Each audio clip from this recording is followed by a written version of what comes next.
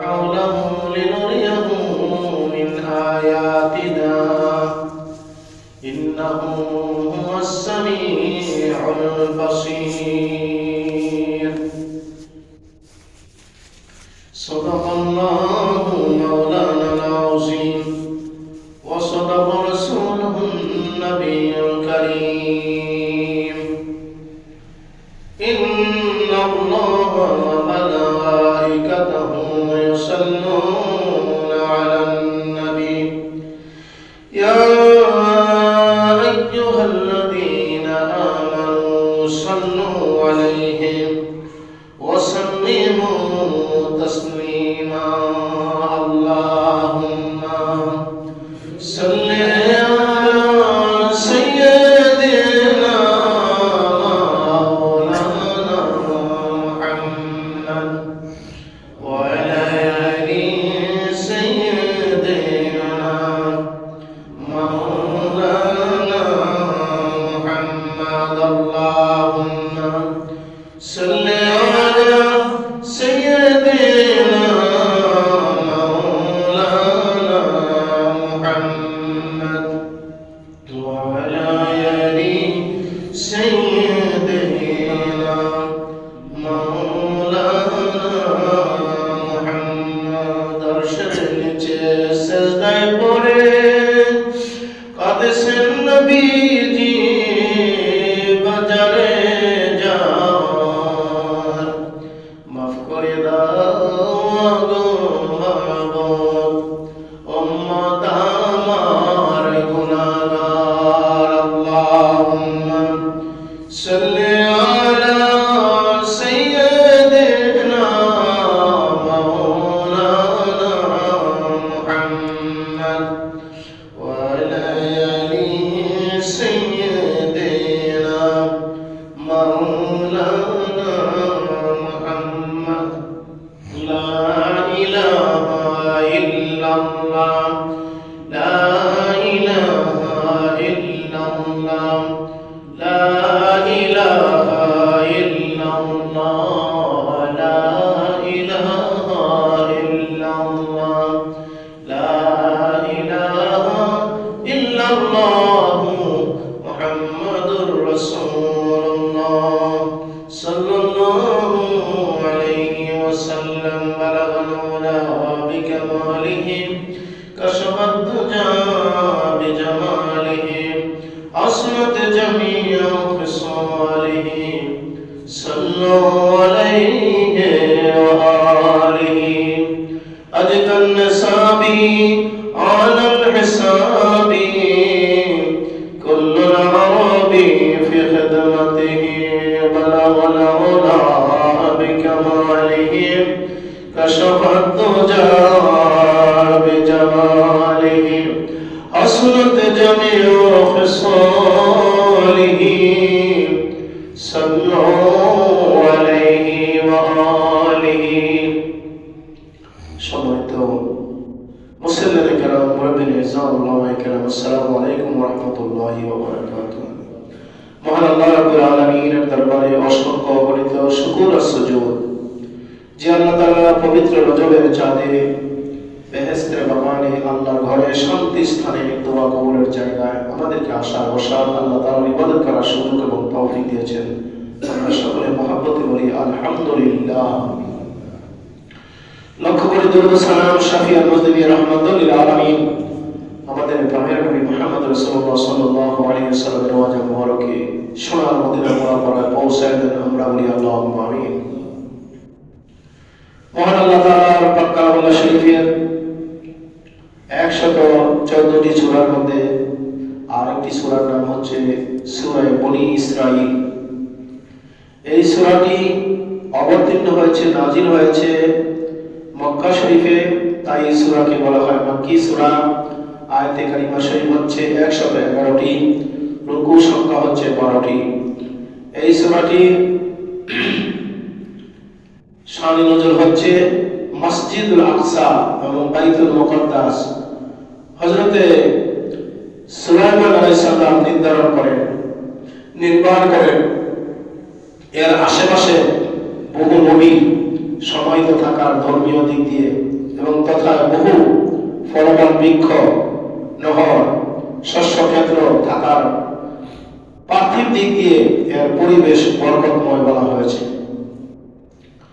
আর নিমেষের মধ্যে মক্কা হতে বাইতুল মুকাদ্দাসে চলে যাওয়া, সমস্ত নবী ও ফেরেশতাগণকে নিয়ে নামাজ পড়া, আলোচনা করাকে আল্লাহ পাকের বিস্ময়কর নিদর্শন বলা হয়েছে। নবুয়ত প্রাপ্তির দাদর বর্ষে রজব মাসের 27 তারিখে পবিত্র মেরাজ শরীফ অনুষ্ঠিত হয়। বাবে উম্মে হানির ঘর হতে বোরাক যুগের জিবরাইল আলাইহিস সালাম হুজুর পাক সাল্লাল্লাহু আলাইহি সাল্লামকে বাইতুল মুকাদ্দাস এবং তথা হতে সিদরাতুল মুনতাহা নিয়ে যান।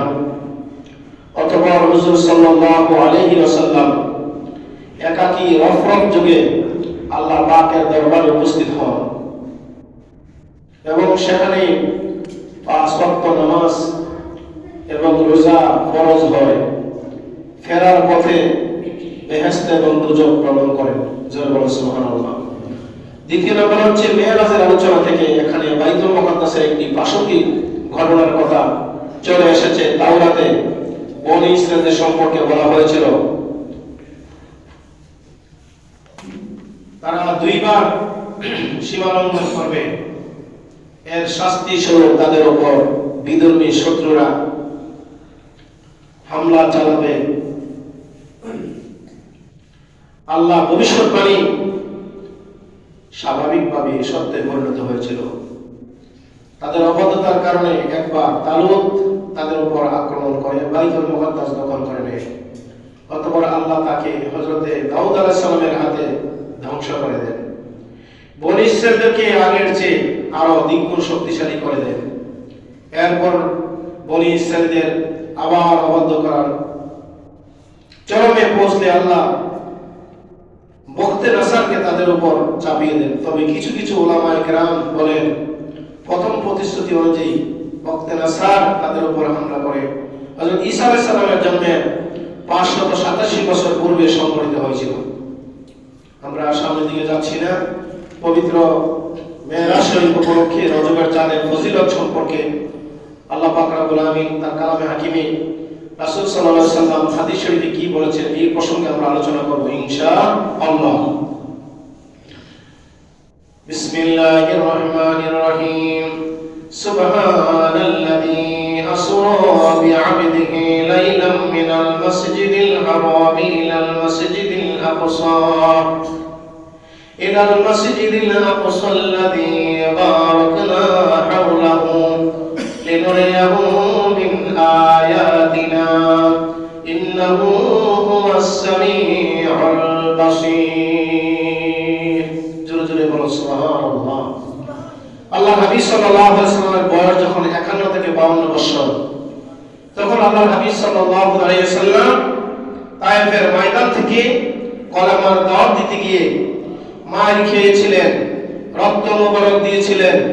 তখন রাসূল সাল্লাল্লাহু আলাইহি সাল্লাম মক্কা শরীফে যখন আসলেন, মক্কা শরীফে আসার পরে এই চাঁদের 26 তারিখ দিবাগত রাত্রিতে মক্কা শরীফের পাশে বাবে উম্মে হানির ঘরে রাসূল সাল্লাল্লাহু আলাইহি সাল্লাম এশা নামাজের পরে শায়িত ছিলেন। জোরে বলেন সুবহানাল্লাহ। ঘুমন্ত অবস্থায় ছিলেন।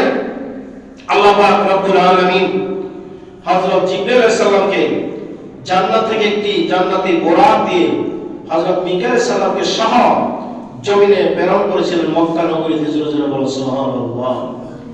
এই চাঁদের এত ফজিলত, এত নিয়ামত, এত বরকত। আল্লাহর হাবিব সাল্লাল্লাহু আলাইহি সাল্লাম যখন এই রজবের চাঁদ দেখতেন, তখন আল্লাহ পাকের দরবারে 2 হাত উত্তোলন করে দোয়া করতেন। বলেন না সুবহানাল্লাহ। কি দোয়া করতেন? আল্লাহুম্মা বারিক লানা ফি রাজাব ওয়া শাবান, আল্লাহুম্মা বারিক লানা ফি রাজাব ওয়া শাবান ওয়া বাল্লিগনা শাহরি রমাদান। জোরে বলো সুবহানাল্লাহ। কি দোয়া করতেন? নতুন হেলাল চাঁদ দেখে নবীজি দোয়া করছেন, হে আল্লাহ তাআলা, এই রজবের চাঁদ এবং শবে বরাতের চাঁদ অর্থাৎ শাবান চাঁদ, এই 2টি চাঁদকে আমাদের জন্য বরকত করিয়া দেন। বলেন আল্লাহুম্মা আমিন। ওয়া বাল্লিগনা শাহরি রমাদান, এরপরে হচ্ছে রমজান শরীফের মাস পর্যন্ত আমাদের সকলের হায়াতকে আপনি দারাজ করে দেন, অর্থাৎ রমজান পর্যন্ত আমাদেরকে পৌঁছায় দেন। জোরে বলো সুবহানাল্লাহ। তাহলে আমরা এই দোয়া করব, আল্লাহুম্মা বারিক লানা ফি রাজাব ওয়া শাবান ওয়া বাল্লিগনা রমাদান। ইয়া আল্লাহ, এই রজব মাস, শাবান মাস বরকতময় করে দিন, আর আগামী রমজান পর্যন্ত আমাদের সকলকে হায়াতে তাইয়্যিবা দান করে দিন। জোরে বলো আমিন। আল্লাহ পাক বলেন, বিসমিল্লাহির রহমানির রহিম, সুবহানাল্লাযী আসরা বিআবদিহি লাইলাম মিনাল মাসজিদিল হারাম ইলাল মাসজিদিল আকসা। সমস্ত দুর্বলতা অক্ষমতা থেকে যিনি পবিত্র তিনি আমার আল্লাহ। বলেন সুবহানাল্লাহ। আল্লাহ কি কোনো দুর্বলতা আছে? নাই। অক্ষমতা নাই। দুনিয়ার মানুষের, জিন, মানুষ, ইনসান সকলে যা না করতে পারে, আল্লাহ পাকের পক্ষে তা সম্ভব। জোরে বলো সুবহানাল্লাহ। যিনি তার বন্ধু নবীকে রাতের কিয়দংশে মসজিদুল হারাম মানে মক্কাতুল মুকাররমা, পবিত্র মসজিদে মক্কাতুল মুকাররমা থেকে মসজিদে আকসা পর্যন্ত আল্লাহ পাক রব্বুল আলামিন তার হাবিবকে ভ্রমণ করে আছেন, সফর করে আছেন। এই ভ্রমণ বা সফরকে বলা হয় আসরা। জোরে বলুন সুবহানাল্লাহ। কি বলা হয়? আসরা বলা হয়। এরপর আল্লাহ পাক বলেন, আল্লাযী বারাকনা হাওলাহু লিনুরিয়াহু মিন আয়াতিনা। আল্লাহ বলেন, যিনি আমি আল্লাহ তাআলা বারাকনা বরকত করেছি হাওলাহু বাইতুল মুকাদ্দাসের চতুর্পাশে, লিনুরিয়াহু যেন তিনি দেখতে পান মিন আয়াতিনা আমি আল্লাহ পাক অনেক নিদর্শন রেখেছি। জোরে বলুন সুবহানাল্লাহ। অনেক নিদর্শন কি? তার আশেপাশে বিভিন্ন বৃক্ষ আছে, নহর আছে, গাছপালা আছে, অনেক নবীদের সেখানে কি রয়েছে? তাদের রওজা শরীফ রয়েছে। বলুন সুবহানাল্লাহ। কোথায় না? বাইতুল মুকাদ্দাস, যেই মসজিদের দিকে রাসূল সাল্লাল্লাহু আলাইহি সাল্লাম পূর্ব দিকে ফিরে এককালে এক সময় তিনি নামাজ পড়তেন। ইন্নাহু হুয়াস সামিউল বাসীর, নিশ্চয়ই তিনি সর্বশ্রোতা এবং মহাজ্ঞানী। আল্লাহ তাআলা সব কিছু দেখেন এবং জানেন। আওয়াজ দিয়ে বলেন সুবহানাল্লাহ। ওয়া আতাইনা মূসাল কিতাবা ওয়া জাআলনাহু হুদাল লিবানি ইসরাঈল আল্লা তাত্তাখিযু মিন দুনি ওয়াকিলা। আমি মূসাকে গ্রন্থ দিয়েছিলাম ও বনী ইসরাঈলের জন্য পথ নির্দেশক করেছিলাম, যাতে তোমরা আমাকে ছাড়া কাউকে কার্যনির্বাহী স্থির না করো। যুররিয়াতা আমান আমান্না আমানু ইন্নাহু কানা আবদান শাকুরা।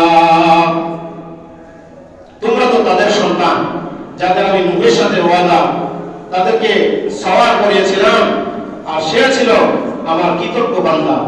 وَقَضَيْنَا إِلَى بَنِي إِسْرَائِيلَ وَقَضَيْنَا إِلَى بَنِي إِسْرَائِيلَ فِي الْكِتَابِ لَا تُفْسِدُنَّ فِي الْأَرْضِ مَرَّتَيْنِ وَلَا تَعْلُنَّ عُلُوًّا كَبِيرًا। এবং আমি তাওরাতে ওহী দ্বারা বনী ইসরাঈলকে জানিয়েছিলাম, নিশ্চয় তোমরা পৃথিবীতে দুইবার বিপর্যয় সৃষ্টি করবে, অত্যন্ত অহংকার স্মিত হবে। ফাইদা জাআ ওয়াদু লানা বা'সনা আলাইকুম ইবাদাল লানা ওয়া উলি বাসিন শাদীদিন ফাজাসু খিলালাদ দিয়ার। অতঃপর এই দুইয়ের প্রথমটি সময় যখন হলো, তখন আমি তোমাদের বিরুদ্ধে প্রেরণ করেছিলাম কঠোর যোদ্ধা বান্দাদের। ওরা ঘরে ঘরে ঢুকে সমস্ত ধ্বংস করে দিয়েছিল।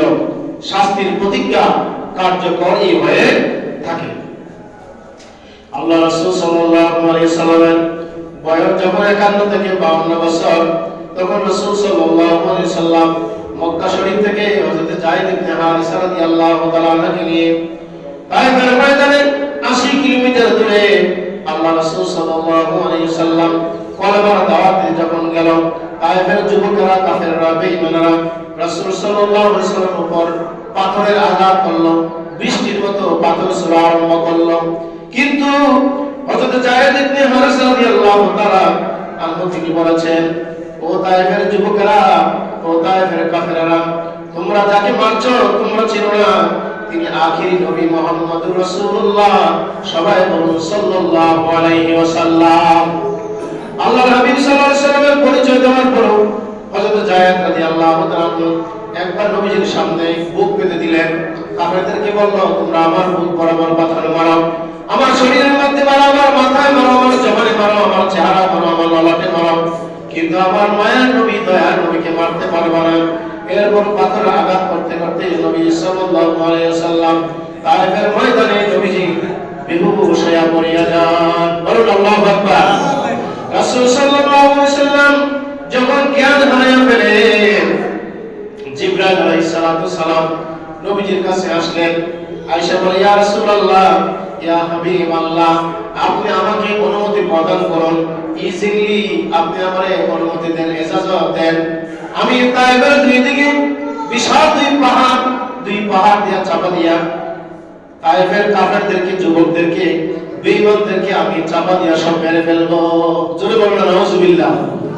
আল্লাহ রাসূল সাল্লাল্লাহু আলাইহি ওয়াসাল্লাম রক্ত মুবারক হাতে নিয়া দুই হাত উত্তোলন করে মাওলার দরবারে বলল, আল্লাহ, তুমি এই তায়েফের ময়দানে যারা আমাকে বুঝে আর না বুঝে, চিনে আর না চিনে, জেনে আর না জেনে আমার উপর যে পাথর মারা শুরু করলো, রক্তাক্ত করলো, আমাকে এমন ভাবে আঘাত করলো, আল্লাহুম্মা আদি কওমি ফাইন্নাহুম লা ইয়ালামুন। আল্লাহ তাআলা, আমি তাদেরকে অন্তরে অন্তঃস্থল থেকে বরদোয়া দিচ্ছি না, আমি তাদের জন্য দোয়া করলাম, এই তায়েফের ময়দানের মানুষগুলা তুমি হেদায়েত দান করিয়া দাও। জোরে বলুন সুবহানাল্লাহ। কিসের দোয়া করেছেন? হেদায়েতের দোয়া করেছেন। অথচ নবী যদি বরদোয়া দিতেন তাহলে তার শেষ হয়ে যেত। জিবরাইল বলছে, হুজুর, এত মারাত্মক বললো, এত আঘাত করলো, প্রস্তারাঘাত করলো, আপনার শরীর মোবারক থেকে, মাথা মোবারক থেকে রক্ত মোবারক জমিনের মধ্যে পড়ছে, এরপরও কি আপনি তাদের জন্য মায়া লাগে? আপনি আমার কেন অনুমতি দেন না?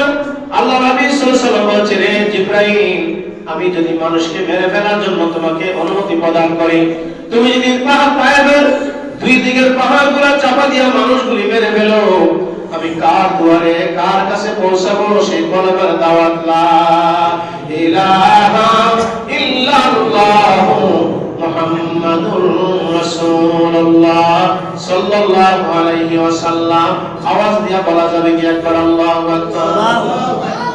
সাথে সাথে আমার আল্লাহ তাআলা কোরআনে কারীমের আয়াতে কারিমা শরীফ নাযিল করলেন, ওমা আরসালনাকা ইল্লা রাহমাতাল লিল আলামিন। আমার সাথে সবাই বলেন, ওমা আরসালনাকা ইল্লা রাহমাতাল লিল আলামিন। জোরে জোরে বলুন সুবহানাল্লাহ।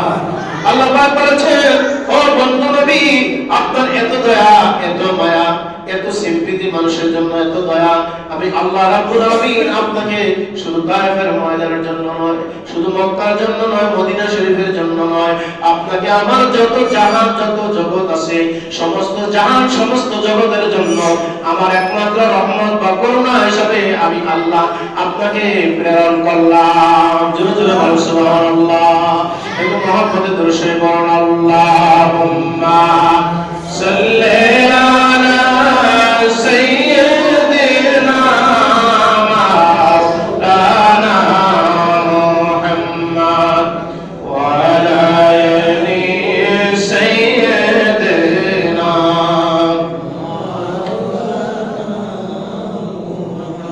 ওয়া আলা আলি সাইয়্যিদিনা মাওলানা মুহাম্মদ। সকলে বলুন আলহামদুলিল্লাহ। রাসূল সাল্লাল্লাহু আলাইহি ওয়াসাল্লাম জিবরাইল আমিনকে যখন এই কথা বললেন, জিবরাইল চলে গেল। ইন্দা বিনটা মৃত্যু সরে একজন লোক অনেক দূর থেকে নবীজি বেহুশ হয়ে পড়েছেন। বাগান থেকে আঙ্গুর ফলের রস বানাইয়া একটা পেয়ালার মধ্যে করে নবীজির কাছে আয়েশা হাজির হয়ে গেলেন, আর সালাম দিয়া বললেন, আসসালাতু ওয়াসসালামু আলাইকা ইয়া রাসূলুল্লাহ। আসসালাতু ওয়াসসালামু আলাইকা ইয়া হাবিবাল্লাহ। ওগো নবী, আপনাকে আমার পক্ষ থেকে সালাম, আপনার উপর দরুদ ও সালাম। হুজুর, আমি অনেক দূর থেকে এসেছি, আপনার এই কষ্ট দেখে আমার বরদাস্ত হয় না, আমার সহ্য হয় নাই। এই নেন, আপনার এই বিপদের সময় আমি এক পেয়ালা আঙ্গুর ফলের রস আমি আপনাকে আমি কি করতে চাই, পান করাতে চাই। আপনি এই রস পান করেন। ওই লোকটার হাত থেকে আঙ্গুর ফলের রস আনার আগে নবীজি বললেন, তোমার নাম হচ্ছে আখদাস, তোমার বাড়ি হচ্ছে হযরতে ইউনূস আলাইহিস সালামের দেশে। সুবহানাল্লাহ। নবিয়ুন বলেন না, নবিয়ুন। নবী শব্দের অর্থ হইল অদৃশ্য বিষয়ে তিনি সংবাদ দাতা। যিনি নাকি অদৃশ্য বিষয়ে সংবাদ দিতে পারে তাকে নবী বলা হয়। সুবহানাল্লাহ। আর রাসূল বলা হয় যার উপর আসমানী কিতাব নাজিল হয়েছে, তাওরাত, জাবুর, ইনজিল, কোরআন। আমাদের নবীজি নবী ও রাসূল, মুসা আলাইহিস সালাম নবী ও রাসূল, দাউদ আলাইহিস সালাম নবী ও রাসূল। সুবহানাল্লাহ। এরকম ভাবে যখন নবীজি বললেন যে তোমার নাম আখদাস, তোমার বাড়ি হচ্ছে ইউনূস পয়গম্বরের দেশে, ওই লোকটা চোখের পানি ফেলাইয়া বলে, ইয়া রাসূলুল্লাহ, ইয়া হাবিবাল্লাহ, আমার নাম হচ্ছে আখদাস, আমার বাড়ি ইউনূস পয়গম্বরের দেশে। এই কথা তো আমি এখনো আপনার কাছে বলি নাই, আমার নামটা আপনি কি করে জানলেন? জোরে বলুন সুবহানাল্লাহ। নবীজি জীবনে একটি বাক্য, একটি শব্দ, একটি কথা নিজের মন গড়া মতো বলেন নাই, যেই পর্যন্ত আল্লাহ পাক ওহীর মাধ্যমে না জানাইছে। জোরে বলুন সুবহানাল্লাহ। ওহী মানে গোপন খবর। নবী রাসূলদের সাথে আল্লাহ পাক গোপন ভাবে খবর আগে আগে পাঠিয়ে দিতেন। বলুন সুবহানাল্লাহ। তখন ওই লোকটা বলছে, ইয়া রাসূলুল্লাহ, ইয়া হাবিবাল্লাহ, আমার নাম আখদাস, আমার বাড়ি ইউনূস পয়গম্বরের দেশে। নবীজি বললেন, তুমি বিচলিত হইও না, আশ্চর্যজনিত হইও না, তুমি তাজ্জব হইও না, তুমি টেনশন করো না, তুমি চিন্তা করিও না। আমি একজন নবী, তবে আমি হলাম আখিরি নবী। সুবহানাল্লাহ। আমি কি নবী? আখিরি নবী। আখির মানে শেষ, আমার পরে আর কোনো নবী আসবে না। আমার খাতামুন নবী, লা নবিয়্যা বাদি, আমার পরে কোনো নবী আসবে না, আমি শেষ নবী। তবে জানিয়ে রাখো, আমি যখন শেষ নবী, আমার পূর্বে অনেক নবী দুনিয়া থেকে বিদায় হয়ে গেছে। আমিও নবী। ঈসা হযরতে ঈসা আলাইহিস সালাম একজন নবী। একজন নবী থেকে আর একজন নবী যদি হাজার হাজার বছর আগে দুনিয়া থেকে গুজার হইয়া যায়, ওই নবীদের খবর আমি আখিরি নবীর কাছে পাওয়া যায়। বলো সুবহানাল্লাহ, বলেন আলহামদুলিল্লাহ।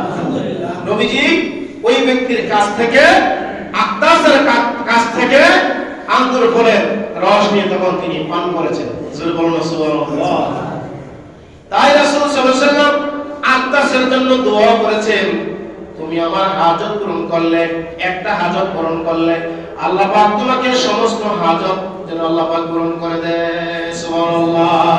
দোয়া গস্তম বদরগাহে ইলাহি, দোয়া গস্তম বদরগাহে ইলাহি, আয়াত দৌলতে ইলমে দারাজি, আয়াত দৌলতে ইলমে দারাজি।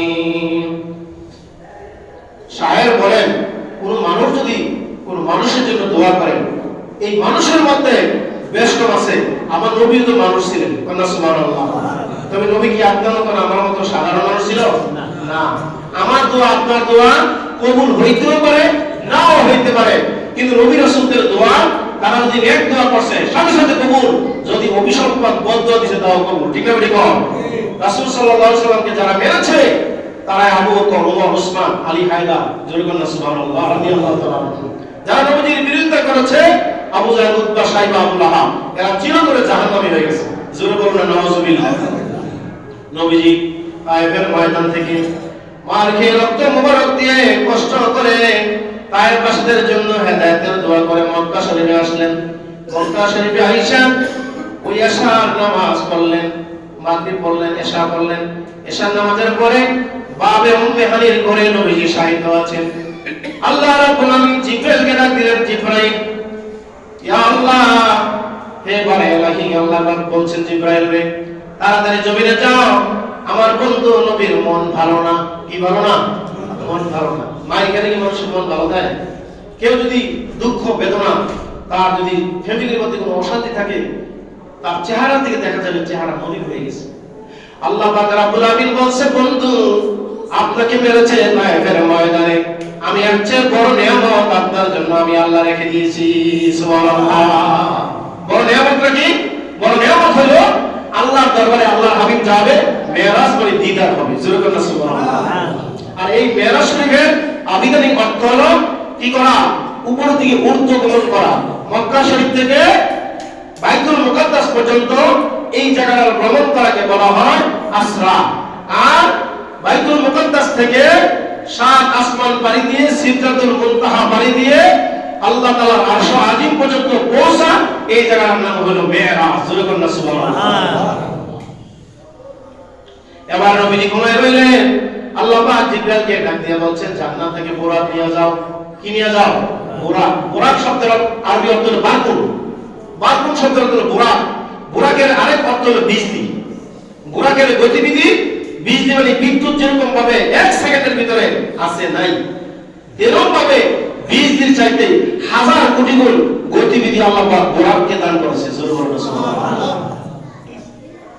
বুরাকের এক কদম আরেক কদম দিতে পৃথিবীর এক প্রান্ত থেকে অপর প্রান্তে যেতে হবে। সুবহানাল্লাহ বলেন না?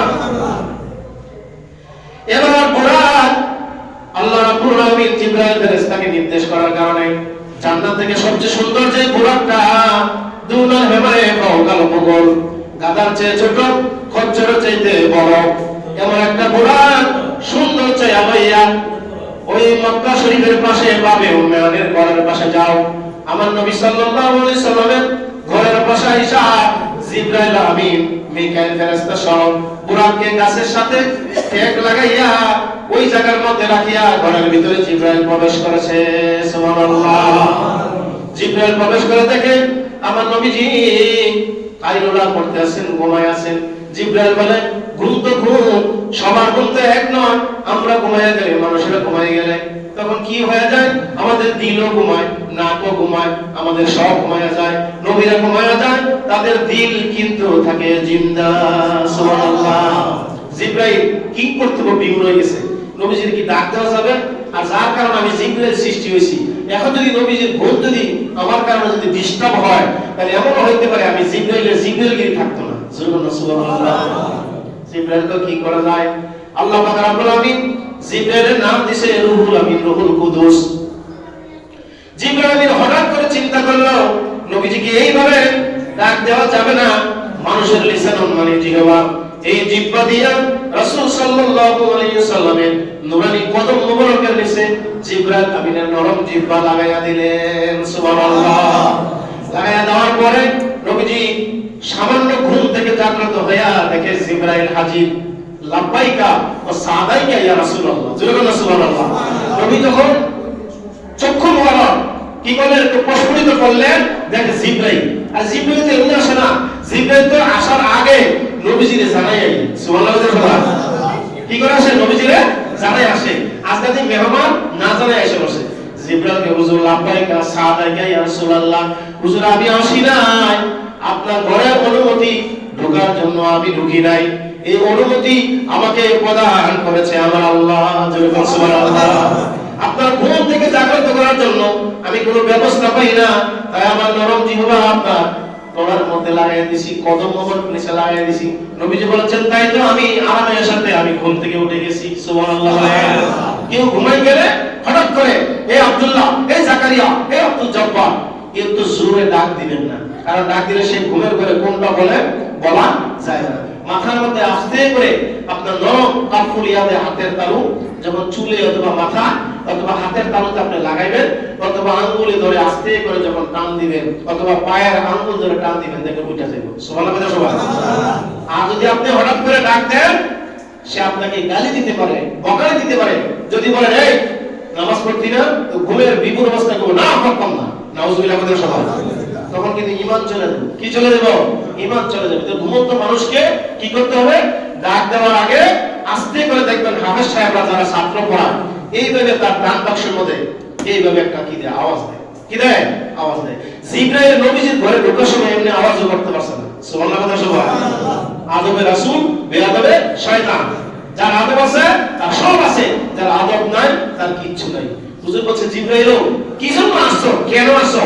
আমি আসি নাই, আল্লাহ পাক বলছে আজকে আপনাকে মক্কা শরীফ থেকে বাইতুল মুকাদ্দাস পর্যন্ত, বাইতুল মুকাদ্দাস থেকে সাত আসমান সিদরাতুল মুনতাহা পর্যন্ত আপনাকে পৌঁছে দেওয়ার জন্য। এবার জিবরাইল বলছে আমি একটু ওযু বানিয়ে নেই। নবীজি কি করলেন?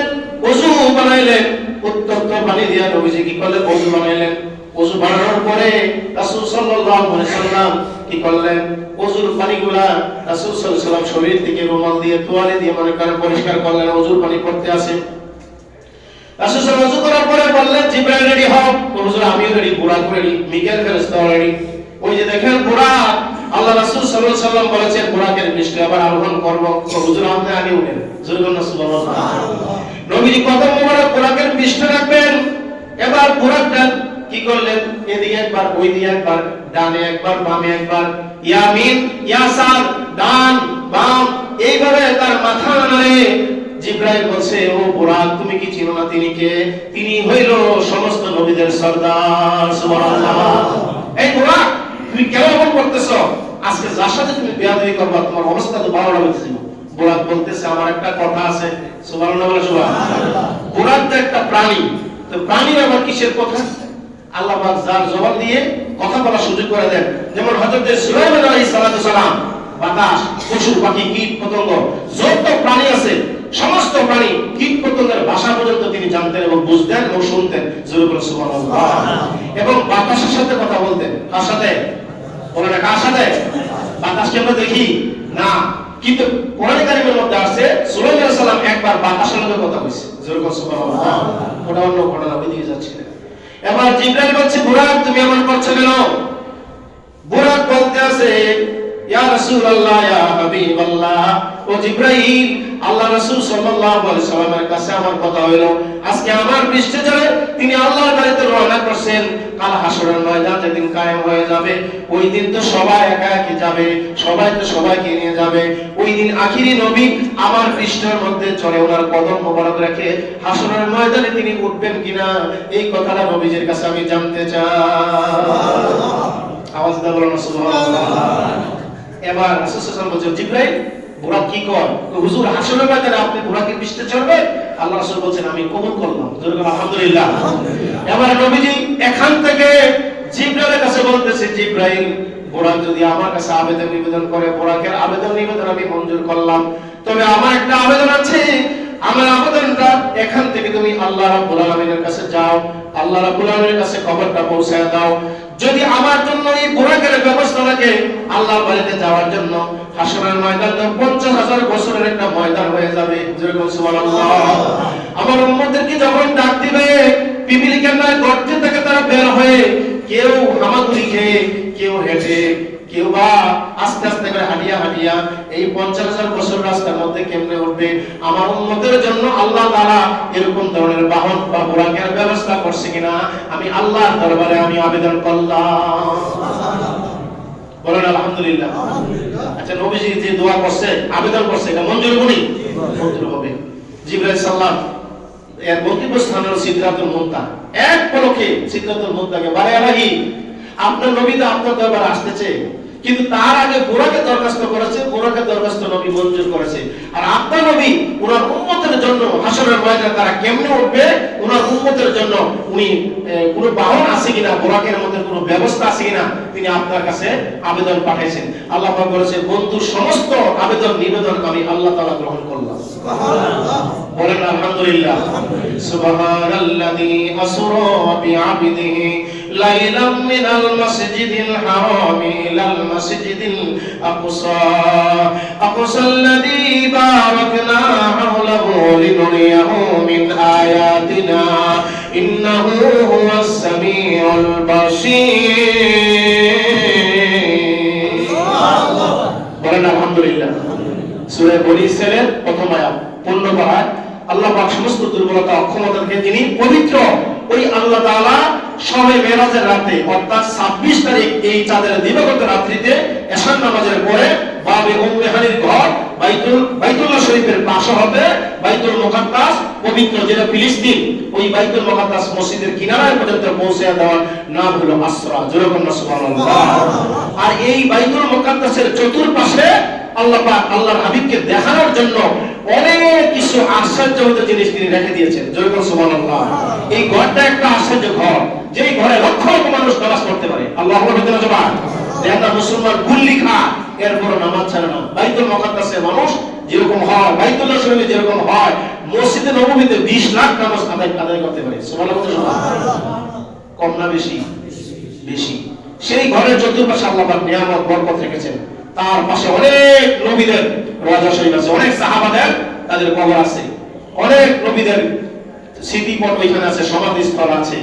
এবং আল্লাহ পাক বলেছেন তার সবকিছু আমার বন্ধুকে দেখানোর জন্য আমি বরকত করে দিয়েছি। মিন আয়াতিনা, আমার নিদর্শনগুলি, আমার সৃষ্টির নিদর্শন। এখানে অনেক জিনিস জানার, দেখার, শোনার আছে। ইন্নাহু হুয়াস সামিউল আলিম, তিনি আল্লাহ সবকিছু শুনেন আর সবকিছু জানেন। জোরে বলুন সুবহানাল্লাহ। সবে মেরাজ সম্পর্কে নবীজি বলেছেন, যেখান থেকে নবীজি মেরাজ করে গেলেন, মেরাজ শরীফ কইরা আয়েশা জিবরাইল আমিন দেখছে নবীজি যে ওযু করছে, এই ওযুর পানি এখনো গড়াইয়া পড়তেছে। সুবহানাল্লাহ। যেই ঘর থেকে বেরোছেন, ঘরের যেই জিনজিরটা আছে, শিকল, সেই শিকল লড়তেছে।